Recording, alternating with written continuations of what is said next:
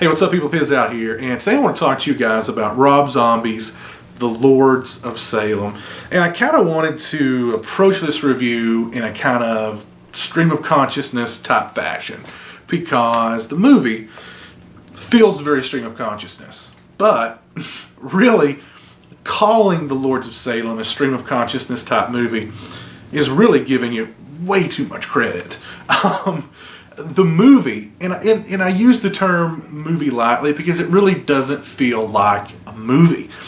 It feels simply like just a series of events thrown together with some satanic images and some symbolism that I'm sure Rob Zombie thought was really deep and really disturbing, and just a very, very, very, very thin plot around it that involves Sherry Boone Zombie's character, who is a radio DJ, and she has been chosen by this coven of witches led by Meg Foster to be the devil's concubine, to be the vessel through which the devil is born into the world. And I mean, right away you can see Rob Zombie's influences on this movie. They just jump right out at you. We're talking about Rosemary's Baby, of course. We're talking about The Sentinel. There's some Shining thrown in there. There's some very Kubrickian stuff thrown in there, visually, and I think, you can definitely see the influence there in Rob Zombie, in Rob Zombie's The Lords of Salem. And, Rob Zombie's two best movies, The House of a Thousand Corpses and The Devil's Rejects, are the kind of movies that don't need a plot. You don't need a plot for those kind of movies to work, and those movies work without a plot. The kind of movie that The Lords of Salem is trying so desperately to be, is this really tightly wound horror, thriller kind of movie, and it's not at all.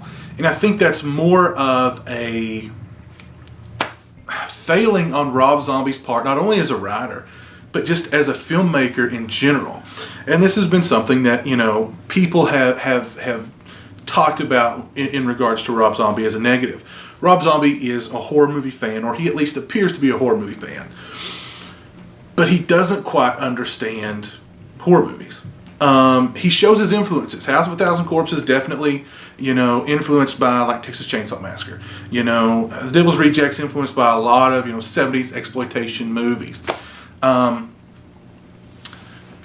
with the Lords of Salem, again, like I said, you've got The Shining in there, you've got The Sentinel in there, you've got Rosemary's Baby in there, you've got this big Kubrickian influence there. We see the influences; those are clear. But what he doesn't quite get is how to make a movie. Let's just say he doesn't quite know how to make a movie. Especially a movie that is attempting to be what The Lords of Salem is. Like I said, which is a very deep, a very dark, a very disturbing, shocking kind of horror thriller. And to create this atmosphere, instead of strong writing and strong directing, he goes more for shock value, for,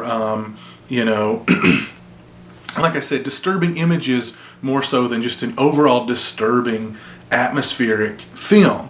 Now, granted, there are a couple of decent moments, especially toward the beginning of the film. Most of those involve Meg Foster, totally nude. Meg Foster is very, very creepy in this movie. She is the saving grace of this film, hands down. But definitely what heightens the creepy factor a little bit is Meg Foster being completely nude for quite a bit of the movie. So that definitely heightens things up a little bit. One of the things that I heard about this movie, people saying negatively about it, was that Sherry Boone Zombie could not carry a movie. She didn't have the acting chops to carry the movie. I thought she did a decent job. It wasn't like anything that's going to blow you away as far as her performance. She did a fairly good job. Again, I mean, there's just really not a whole lot there for her to sink her teeth into. There's kind of a love angle subplot that's working underneath.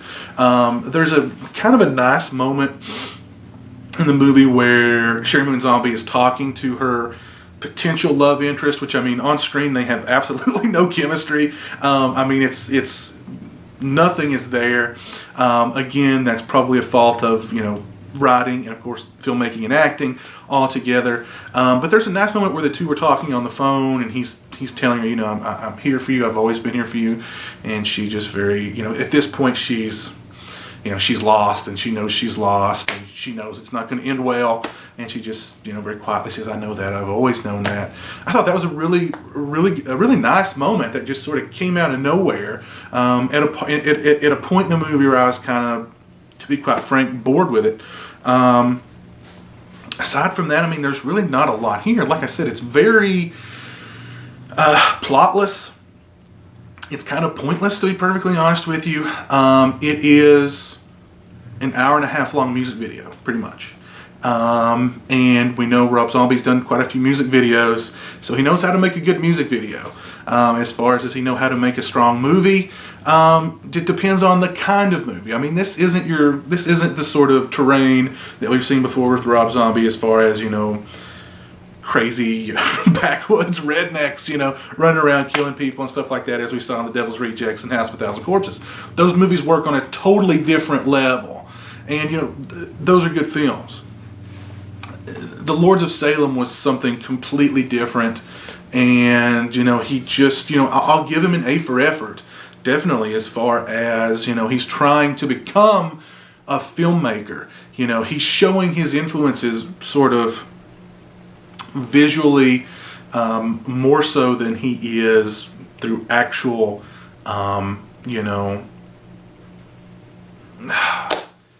depth of writing and directing and acting, and creating something that does have a lot of tension and suspense, and something that is overall disturbing, aside from just a few disturbing, shocking images and all this satanic mumbo jumbo.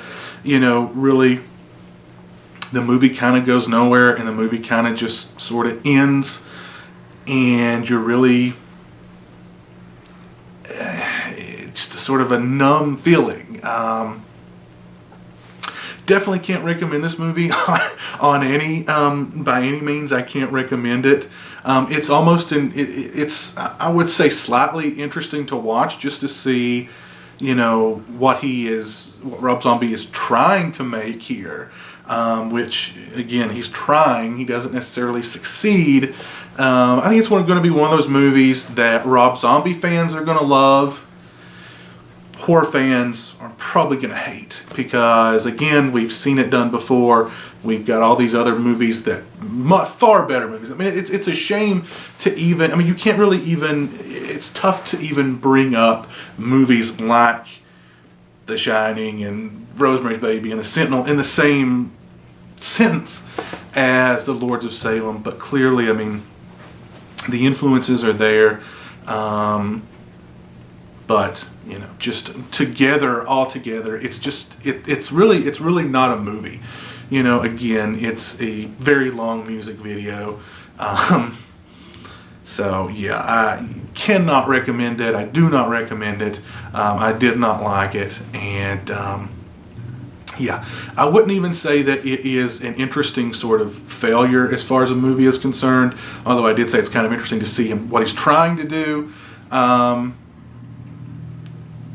It's just, for me, a failure. I think definitely some more filmmaking baby steps should have taken place before he tried to make the kind of movie that he wanted The Lords of Salem to be. The Lords of Salem just is not a good film by any means. And again, like I said, it'll probably be one that Rob Zombie fans like or love or whatever, and horror movie fans will not. So anyway, that's my little critique of Rob Zombie's The Lords of Salem. Cannot recommend it. Did not enjoy it. Just not good. So anyway, until next time, you guys take it easy, and peace.